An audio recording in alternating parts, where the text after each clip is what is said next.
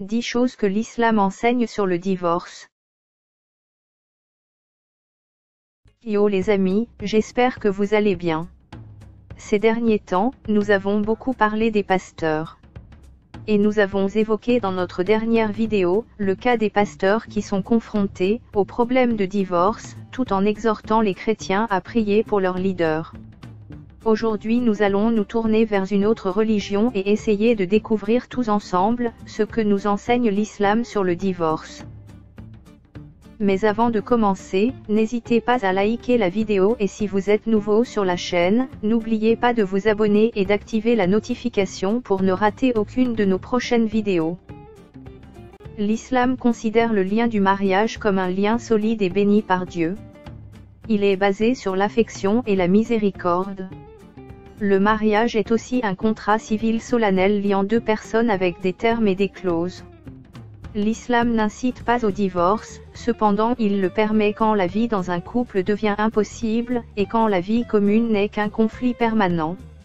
Il n'est pas concevable en islam de garder un lien de mariage, en empêchant ainsi l'un des conjoints ou les deux, de refaire sa vie, et de tenter une nouvelle expérience avec une autre personne, avec qui la vie peut mieux fonctionner. Le divorce est donc la dissolution du contrat du mariage, il est l'ultime solution ou le dernier recours que l'islam propose, quand la vie commune devient impossible. Un couple peut donc choisir de divorcer pour de nombreuses raisons. Si ces couples se sont mariés selon les rites de l'islam ou s'ils sont de fervents musulmans, voici alors les 10 choses qu'ils doivent savoir. Numéro 1. La religion musulmane décourage le divorce mais, contrairement à certaines religions, elle prévoit des cas où le divorce peut être accepté pour l'une ou l'autre des parties. Ainsi, l'islam demande, au préalable aux époux de bien réfléchir avant de prendre la décision de divorcer. Il demande aux épouses de ne pas demander le divorce sans raison valable.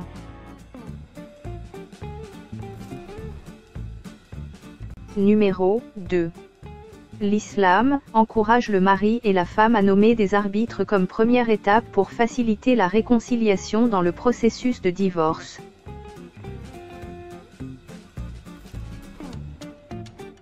Numéro 3. En cas d'échec de la réconciliation, le droit de divorcer est garanti à l'homme et à la femme, conformément au Coran.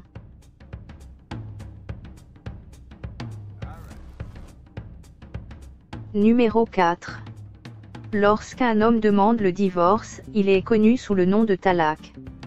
La déclaration du mari peut être verbale ou écrite, mais une fois faite, il doit y avoir une période d'attente de 3 mois durant laquelle il ne peut y avoir aucune relation sexuelle, même si les deux vivent sous le même toit. Cette période d'attente est appelée iddah.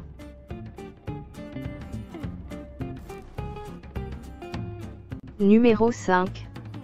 Le divorce initié par la femme est connu sous le nom de khol. Si le mari n'est pas en faute, il peut imposer à la femme de rendre sa dot pour mettre fin au mariage, car elle est celle qui brise le contrat.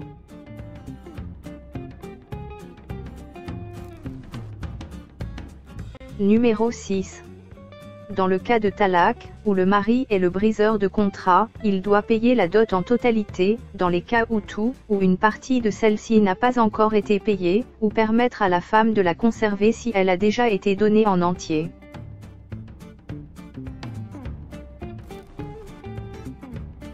Numéro 7. Dans le cas où le mari est en faute, et que la femme est intéressée par le divorce, elle peut demander à un juge le divorce avec motif.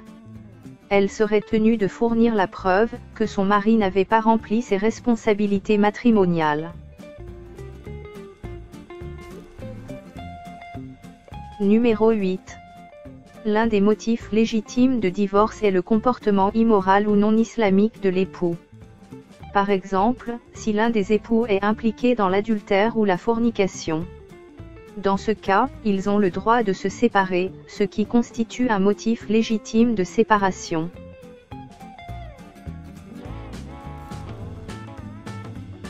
Numéro 9. Un autre motif valable de divorce est l'apostasie de l'un ou de l'autre des époux. Si le conjoint d'un homme ou d'une femme musulman quitte l'islam, le mariage est nul et non avenu et le couple ne peut plus être ensemble.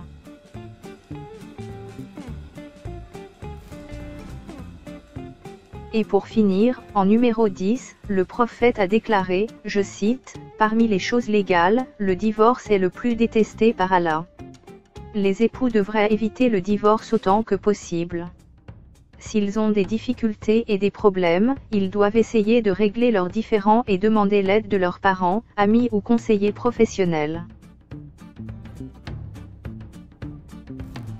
Voilà les amis, j'espère que vous avez apprécié cette petite vidéo et comme d'habitude, s'il y a des remarques et des contributions, n'oubliez pas de les mettre dans les commentaires, je serai ravi de vous lire. Ciao.